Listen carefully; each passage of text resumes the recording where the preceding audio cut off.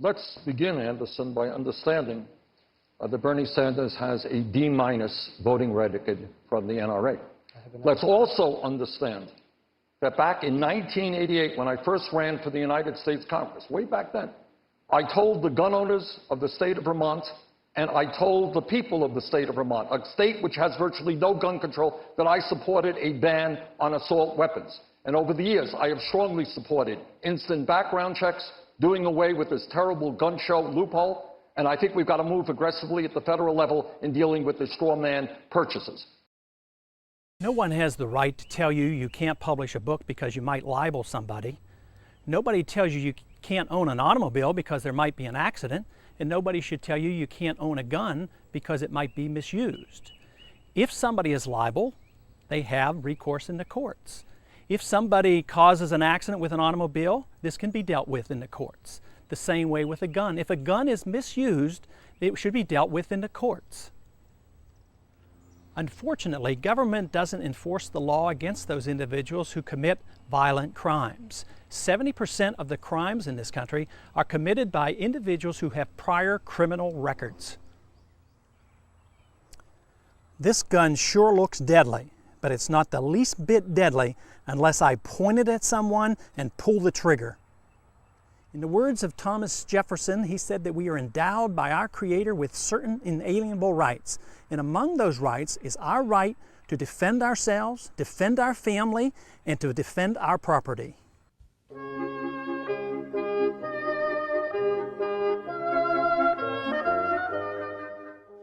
You don't consider yourself a capitalist, though. Do I consider myself part of the casino capitalist process by which so few have so much and so many have so little? No, I don't. You call yourself a democratic socialist. How can any kind of socialist win a general election in the United States? Well, we're going to win because first we're going to explain what democratic socialism is. And what democratic socialism is about is saying that it is immoral and wrong that the top 0.1% in this country own almost 90%, own almost as much wealth as the bottom 90%. A financial political crisis as a consequence of excessive debt, unfunded liabilities, spending, bailouts, and gross discrepancy in wealth distribution going from the middle class to the rich. No good has ever come from granting monopoly power to the state to use aggression against the people to arbitrarily mold human behavior. Such power, when left unchecked, becomes the seed of an ugly tyranny.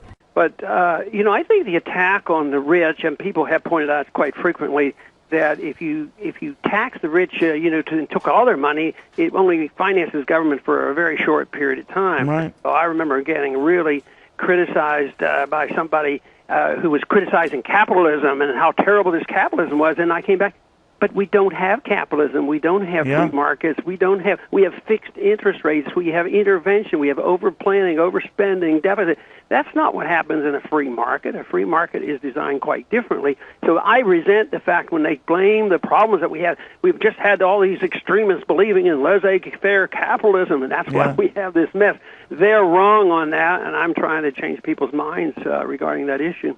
The people who are most responsible get to write most of the rules and regulations. If you don't like the banking system, they get to write all the rules. Supreme Court created documents have made it possible, in fact easy, for these corporations to buy our legislators. What would be your solution to that problem? Well, I think only individuals have rights. You and I have rights. The individual, I emphasize the individual, not the unit, the group, or a group of people. No, I don't. And just because the Supreme Court, ruled a certain way, they weren't all that good on the slavery issue and civil liberty issues and the Jim Crow laws over many, many years. So they were pretty bad as far as the courts go. Mm-hmm. So I think the individual has rights. I believe that an individual is born. I believe in natural God-given rights for the individual. The individual is very important, and we don't gain advantages or disadvantages because we belong to a group, and you shouldn't have privileges, and you shouldn't be able to skirt responsibility, but you happen to be corporate. You still have the responsibility, and if I are in the corporation, then we have the responsibility.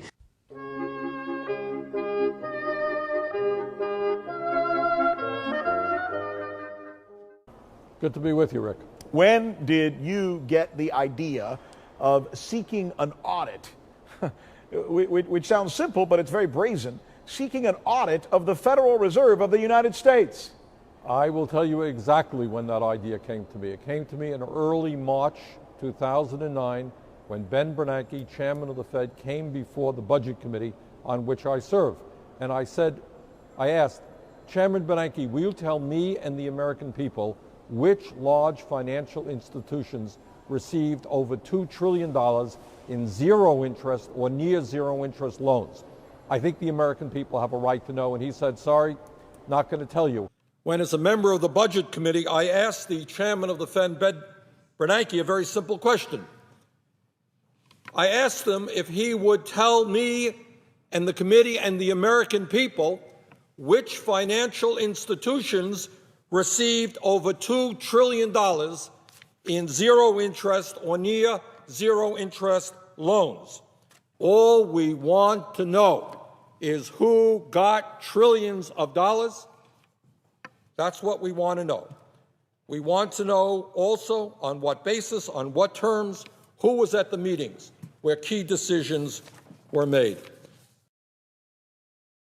I had expected Bernie Sanders to offer 604, which was the same as 1207, which is the Audit the Fed bill. And at the last minute, he switched it and watered it down. And really, it adds nothing. It's a possibility that it even makes the current conditions worse. This is essentially the bill plus more of the bill we beat in the House Financial Committee, the Mel Watts bill. But this is so disappointing to me that this happened, especially since for months now I've worked with Bernie on this, and he introduced the bill in our language, which was 1207. But as we speak, this is Thursday night, they are working on this on the Senate floor, and we need to get as many messages as possible to any senator you can think of, especially to Bernie Sanders' office, that we don't want this version. We want a true audit of the Fed. We need to know what the Open Market Committee does, and we need to know what they're doing overseas with the agreements with central banks and financial institutions and other governments. And in this bill that is being offered, that amendment that is being offered now does not include this. Dr. Paul, those two Democrats and your son want to audit the Fed. You want to end it.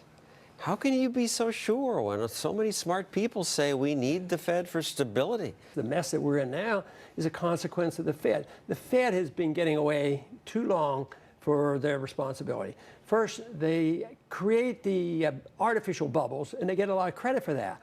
Then the crash comes, the correction comes, and then they claim, well, we'll print money faster and we'll get you out of it, and they get credit for, the bump upward. No secret cabal of bankers or government officials should have the authority to create money out of thin air, because they will, and they will destroy the money. It's been known for a long time, way back to ancient Chinese history they tried this, and it doesn't work.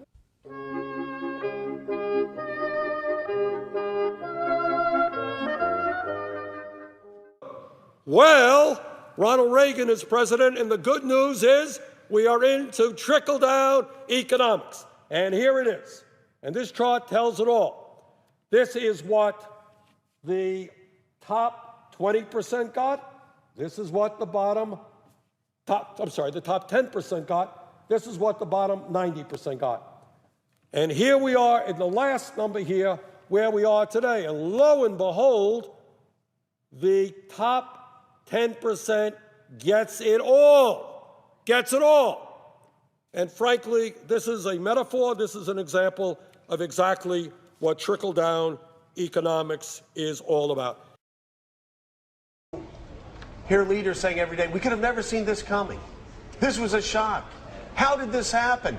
I want to read what you said 5 years before the collapse. The special privileges granted to Fannie and Freddie have distorted the housing market by allowing them to attract capital that they could not attract under pure market conditions. Like all artificially created bubbles, the boom in housing prices cannot last forever. When housing prices fall, homeowners will experience difficulty as their equity is wiped out. Furthermore, the holders of the mortgage debt will also have a loss. These losses will be greater than they would have otherwise been had government policy not actively encouraged over-investing in housing, and you go on to say because so many people will invest in housing, the damage will be catastrophic. Congressman, how could it be that you knew this on the banking committee in 2003 and nobody else did until after the collapse?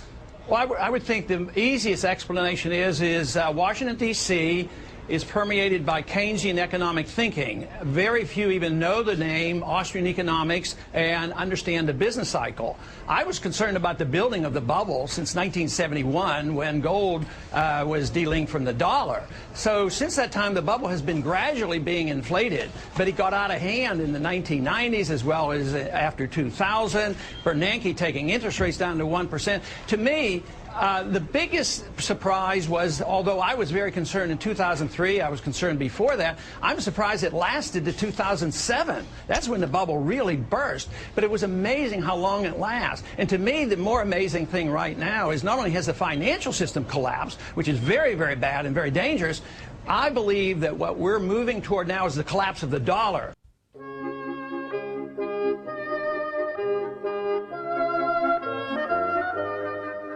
$7.25 is now the federal minimum wage. It's a starvation wage. You do the arithmetic, people can't live on it. We have got to raise the minimum wage over a period of years to a living wage, in my view. Maybe it's a radical view. I don't think so. If somebody works 40 hours a week in the United States of America, that person should not be living in poverty. That's what a $15 minimum wage over a period of years would do. Now, you ask me the question, well, how do you negotiate with Republicans? And I'll tell you how. You rally the American people, who overwhelmingly believe, by the way, that the minimum wage should be raised. Depending on the polls, maybe to $15 an hour. Paul, another question from a Politico reader. Do you advocate getting rid of the minimum wage? Would that create more jobs? Absolutely, and it would help the poor, the people who need a job. The minimum wage is a mandate. We're against mandates, so why should we have it? No, it would be very beneficial. Raising minimum wages by government decree appeals to those who do not understand economics. This appeal is essentially strong during times of stagnant wages and increased economic inequality. But raising the minimum wage actually harms those at the bottom of the income ladder. Basic economic theory teaches that when the price of a good increases, demand for that good decreases. Raising the minimum wage increases the price of labor, thus decreasing the demand for labor. So an increased minimum wage will lead to hiring freezes and layoffs. Unskilled and inexperienced workers are the ones most often deprived of employment opportunities by increases in the minimum wage. Minimum wage laws are not the only example of government policies that hurt those at the bottom of the income scale. Many regulations that are prompted as necessary to rein in large corporations actually hurt small businesses.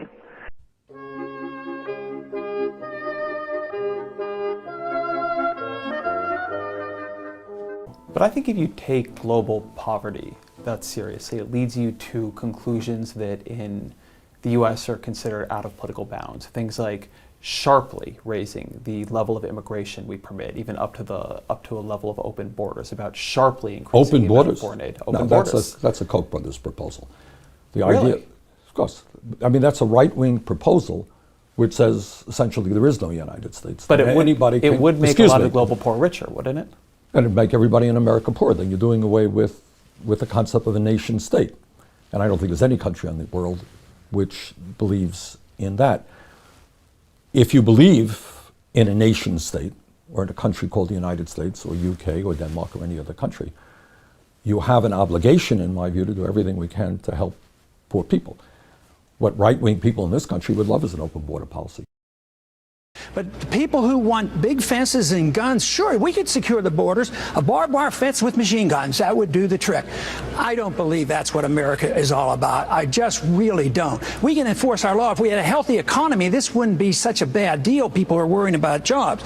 But every time you think about this toughness on the border and ID cards and real IDs, think that it's a penalty against the American people, too. I think this fence business is designed and may well be used against against us and keep us in. In economic turmoil, the people want to leave with their capital, and there's capital controls and there's people control. So every time you think of a fence keeping all those bad people out, think about those fences maybe being used against us, keeping us in.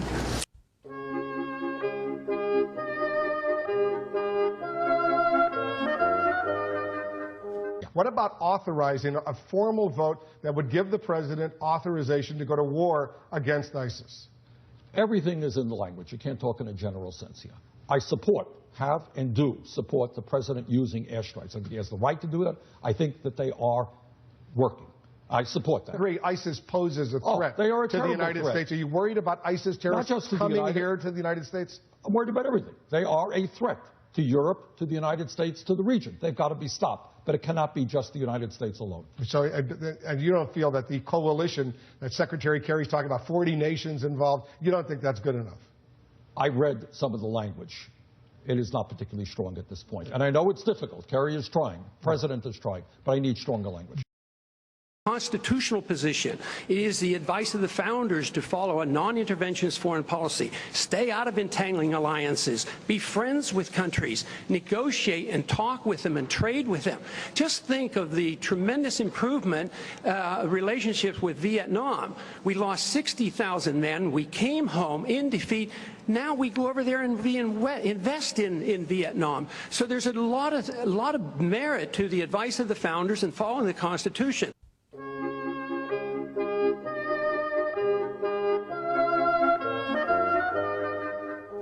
We should be supportive, along with other European countries, give them support. I support airstrikes, special missions, but at the end of the day, it's going to have to be the Muslim nations themselves who are leading the fight with our support. You say you support airstrikes. What about the use of drones and the way they've been handled in the Obama administration? Will you continue that? Well, I don't think it's a yes or no. Clearly, it has been counterproductive when we kill innocent people, including Americans.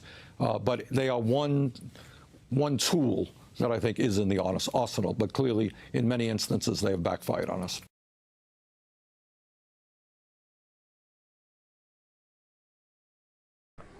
There are no national security concerns that require such a foolish escalation of violence in the Middle East. There should be no doubt that our security interests are best served by completely staying out of the internal strife now raging in Syria. We are already too much involved in supporting the forces within Syria, anxious to overthrow their current government. Without outside interference, the strife, now characterized as a civil war, would likely be non-existent. Whether or not we attack yet another country occupying it and setting up a new regime that we hope we can control poses a serious constitutional question. From where does a president get such authority? Since World War II, the proper authority to go to war has been ignored. It has been replaced by international entities like the United Nations and NATO, or the president himself, while ignoring the Congress. And sadly, the people don't object. As we claim we are doing the same ourselves thousands of miles from our shore, there's no benefit for us to be picking sides, secretly providing assistance and encouraging civil strife in an effort to effect regime change in Syria.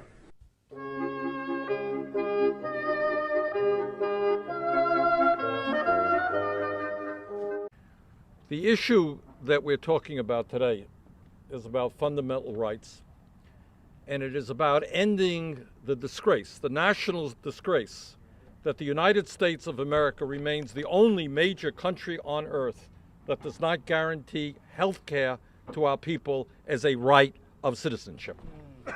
Healthcare is a human right. Healthcare is absolutely a human right, whether you're rich or whether you're poor or whether you are in the middle class.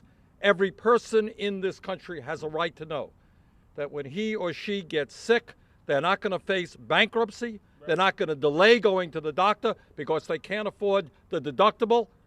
That they know that they go to the doctor, they go to the hospital when they need to because they are a human being entitled to health care. I'd like to talk a little bit about the medical care crisis that we're facing. Sometimes I'd like to think that it might be a government crisis rather than a medical care crisis, but we do have a mess in medicine, and there's a lot of talk about what's going on, not only throughout the country, but here in Washington. But first I'd like to describe how I see the problem developing and what has happened. A lot of people are arguing that free markets can't deliver medical care, which I disagree with. And the problems we face today is not a consequence of the marketplace, it's a failure of the government. This idea of managed care was introduced during the Nixon years. And this was a program designed to force people into medical care and provide PPO and HMOs and tax credits for certain groups and not any others. So we have been enduring managed care over these last 35 to 40 years. And what has developed from this has been corporate medicine. The individuals who were best able to gather up the money passed out by the government or mandated by the government, they became the chief lobbyists. So the drug companies lined up, the health insurance companies lined up, the health management companies lined up, and it turned out that they started running the show and actually confused the problems and made it less efficient. So there was too much management. At the same time, too much of the money was going into these corporations, which were sort of the middlemen, and patients have suffered, the doctors have become unhappy. The main complaint I hear is that medical care costs too much. I can't afford my insurance. And there's a lot of truth to this.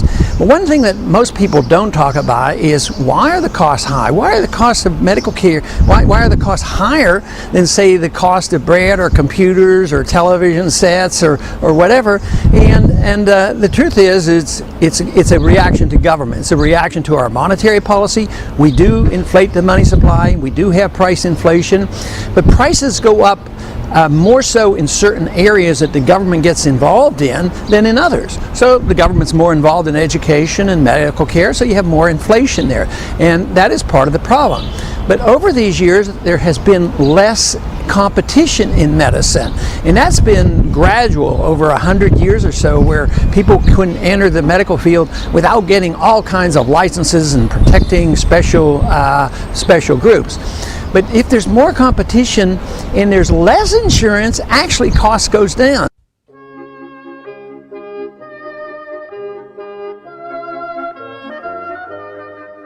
Senator Sanders, right here in Nevada, there will be a measure to legalize recreational marijuana on the 2016 ballot. You said you smoked marijuana twice, didn't quite work for you. If you were a Nevada resident, how would you vote? I suspect I would vote yes. And I would vote yes because I am seeing in this country too many lives being destroyed for nonviolent offenses. We have a criminal justice system that lets CEOs on Wall Street walk away, and yet we are imprisoning or giving jail sentences to young people who are smoking marijuana. The drug war was mentioned. I think that's another war we ought to cancel, because it is to nobody's benefit. But I just wanted you to clarify, when you say cancel the war on drugs, does that mean legalize all these drugs? I think the federal war on drugs is a total failure. You can at least let sick people have marijuana because it's helpful, but compassionate conservatives say, well, we can't do this. We're going to put people who are sick and dying with cancer, and they're being helped with marijuana if they have multiple sclerosis. The federal government's going in there and overriding state laws and putting people like that in prison. Why don't we handle the drugs like we had alcohol? Alcohol's a deadly drug. What about the real deadly drugs are the prescription drugs? They kill a lot more people than the illegal drugs. So the drug war is out of control. I fear the drug war because it undermines our civil liberties. It magnifies our problems on the borders. We spend, like, over the last 40 years, $1 trillion on this war.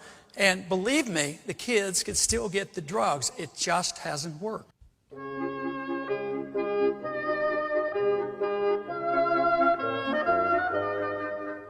It seems clear to me what we should be doing, and I think the scientific community is in agreement. First, we need to aggressively expand energy efficiency all over this country. In terms of older homes and buildings, we can save an enormous amount of fuel, cut carbon emissions, lower fuel bills, create jobs if we do that. Furthermore, we must move aggressively to such sustainable energies as wind, solar, biomass, geothermal, and other technologies. And we must invest in research and development to make those technologies even more efficient. In my view, it is a no-brainer to say that we must reject the proposed Keystone XL pipeline once and for all. We need to end tax breaks and subsidies for oil and coal companies, which amount to well over $10 billion a year. We should not be subsidizing those companies that are helping to destroy our planet. Finally, we need to price carbon through a carbon tax or some other approach so that the real cost of burning carbon are reflected in the price. Bottom line here is we cannot afford to reject basic science. We have to listen to what the scientific community is saying. We have got to act aggressively, and let's do it. And with that, Mr. President, I would yield the floor. The last point we'd like to touch on is the environment. If you're opposed to less government, how would you enforce environmental restrictions upon companies polluting the environment? You know, this is not an easy one, but a very important one in that there are some real good libertarian studies on this. First thing is your body, you as an individual, and your property is sacred in the sense that nobody can hurt you or take your property. That includes your air that you breathe. So if there's a chemical plant that's spewing over chemicals into your place, he's violating your rights and doesn't have a right to. You have the right to go to the government and get an injunction against somebody who's polluting your air. So property rights can deal with this much better than the government has been doing. Governments are the greatest polluters. If you look at it, government is involved in all kinds of pollution of rivers and different things over the years. So it is much easier and much better, except I would admit that there are some problems that are difficult. When you have rivers and river pollution, interstate, and problems between countries, but it's still much better for us to handle these through the private marketplace and property rights than it is for the government. Governments tend to give out permits. You know, if you don't pollute too much and you pay so much to the government, or if your fine isn't too much, you pay your fine. So in a way, they legitimize a lot of the pollution. We'd be much stricter on pollution problems than the government is. We would do it strictly on a property basis, and nobody has a right to pollute anybody's air or property.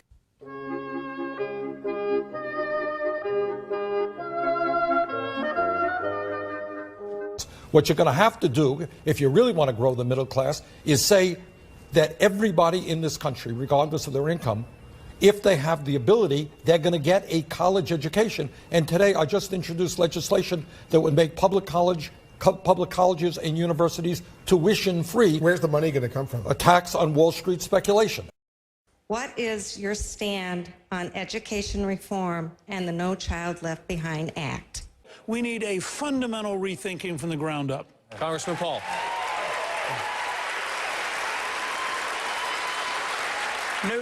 News going in the right direction, but not far enough. The Constitution is very clear. There's no authority for the federal government to be involved in education. There's no prohibition in the Constitution for the states to be involved in education. That's not a bad position, and we can sort things out. But once again, the senators was for No Child Left Behind, but now he's running for president. Now he's running to repeal No Child Left Behind once again.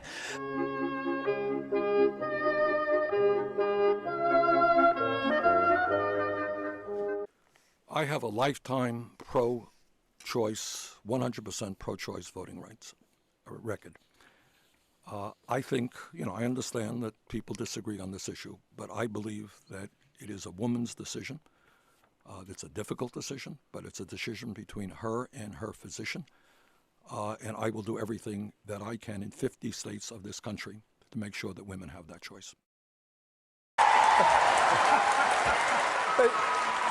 But John, once again, it's a medical subject, and I'm a doctor, No, I do want to make a couple comments because I can remember the very early years studying obstetrics, and I was told, and it was before the age of abortion, and I was told, taking care of a woman that's pregnant, you have 2 patients, and I think that solves a lot of the problem. I followed what my understanding is of the Constitution, and it does allow for the states to deal with difficult problems.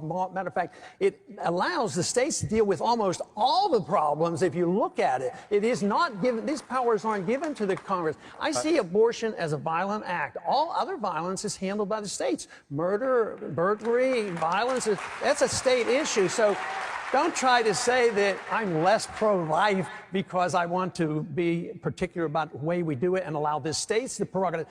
This is the solution. This is the solution, because if we would allow the states to write their laws, take away the jurisdiction by a majority vote in the Congress, you repeal Roe versus Wade overnight instead of waiting year after year to change the court system.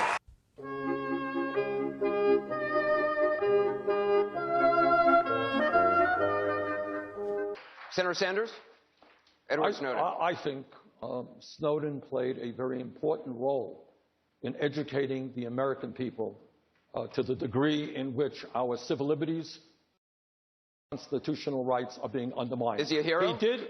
He did break the law, and I think there should be a penalty to that. My thoughts are similar to Peter's in this sense. You don't want a situation where everybody who works for the government suddenly wakes up and say, I think I'm going to reveal this information despite any oath or agreement that I made. You're going to have chaos. On the other hand, like Martin Luther King Jr. And others, if you feel strongly enough about something, you break the law. He broke the law. I think clearly that as a nation, we should, as a government, I think that there should be an effort to enter into a plea agreement. I do not want to see. I suspect he would like to return to his country and not live in exile, and I would hope that we can do that. So I would hope that charges be lessened. So what do you think of the Bradley Mannings and the Edward Snowdens? Well, I think highly of them. I think of them like Daniel Ellsberg. Daniel Ellsberg, was they tried to put him away for a long time in prison. They tried the New York Times for releasing the truth about how the Vietnam War was started, how we were lied into that war. And I think people now are trying to tell us the truth about what happened in Iraq and Afghanistan. They should be seen more as heroes. Well, from what I hear and what he's done, I mean, he's done a great service because he's telling the truth, and this is what we are starved for. The American people are starved for the truth. And when you have a dictatorship or an authoritarian government, truth becomes treasonous. And this is what they do. If you are a whistleblower, or if you're trying to tell the American people that our country is destroying our rule of law and destroying our Constitution, they turn it on and they say, oh, you're committing treason. So this is a big problem. And to expect any changes without an announcement like this, things keep getting worse. They've gotten worse steadily for the past 10 years. So essentially there is no Fourth Amendment anymore. And for somebody to tell the American people the truth is a heroic effort.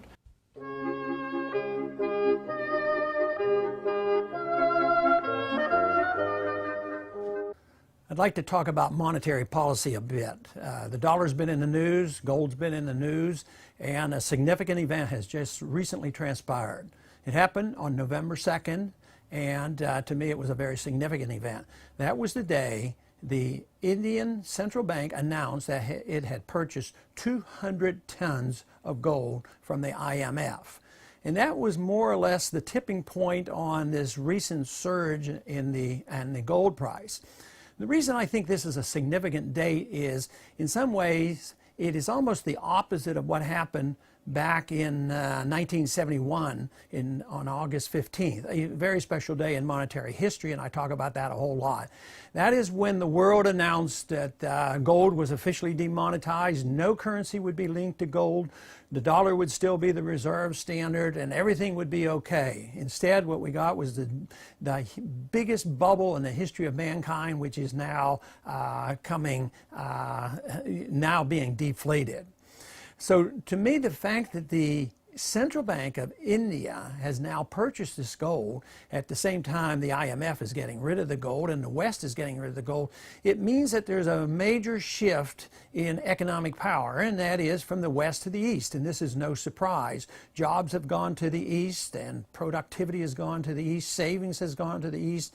The West has become more indebted. And it's not just the United States, it's Europe as well.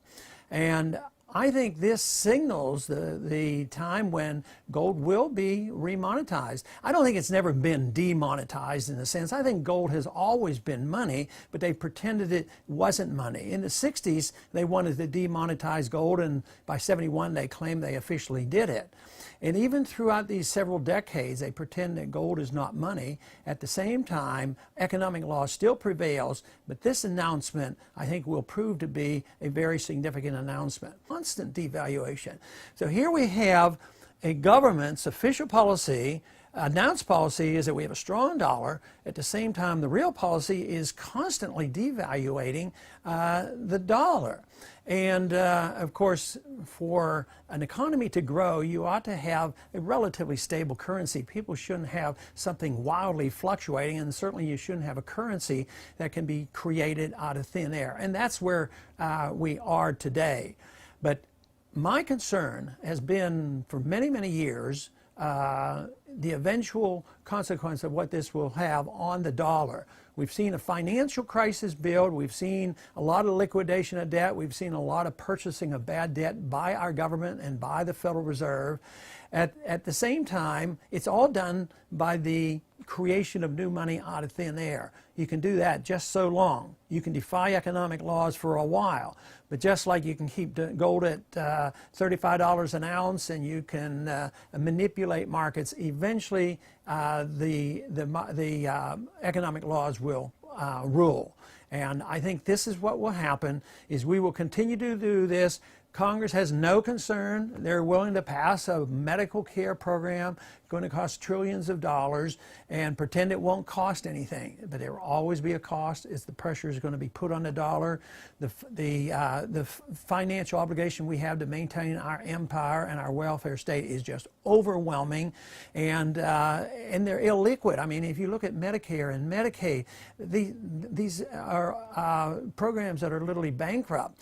So everything is dependent on the willingness of the world and the people to put trust in the dollar. At the same time, regardless of what our Secretary of the Treasury says, we are embarking and continue to just print the money in an unlimited fashion, and that means devaluation regardless of what they tell us. To me, that is very, very dangerous. If we want to preserve our freedoms in this country, we will have to address the important subject of liberty and understanding that and what rights are all about, but we also will have to understand the issue of monetary policy.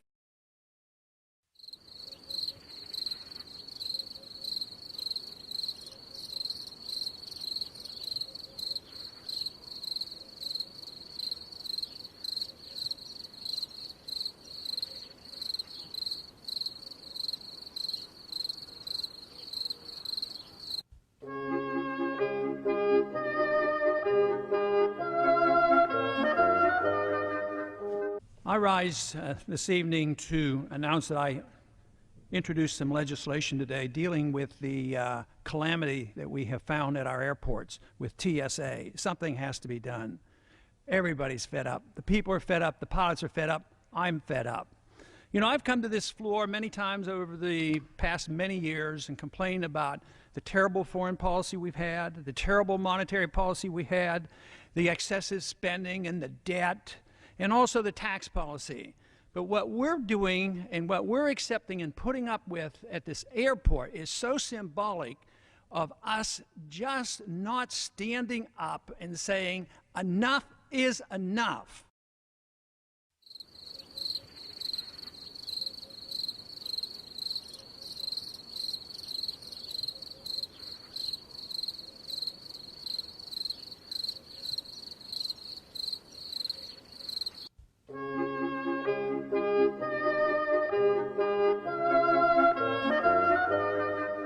President Obama signed the National Defense Authorization Act into law. He enacted a provision allowing him to indefinitely detain American citizens in U.S. military custody.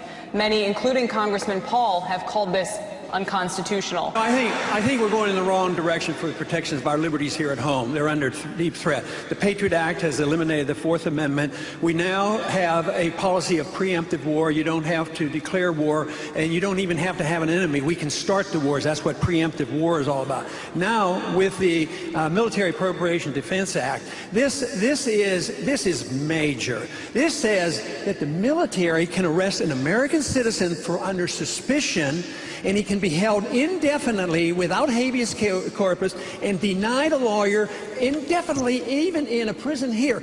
Let me give you one statistic. You're worrying about all these, where we're going to try people, where are they going to do? We have to do it secretly because our rule of law is so flawed. We have arrested 362 people related to Al-Qaeda top operation. 260 of them are in prison. They've been tried and convicted. So don't give up on our American judicial system so easily, I beg of you.